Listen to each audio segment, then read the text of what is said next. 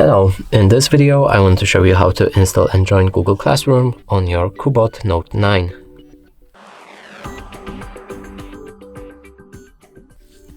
So in order to do this, let's open our Google Play Store. Here find app called Google Classroom.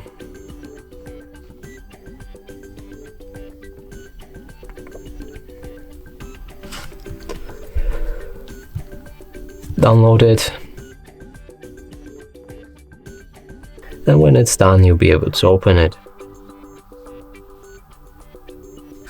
Click on Get Started. Choose the account you want to use. Then click on this plus button, join the class, enter the class code which you should be provided with, and after doing so, click on the join.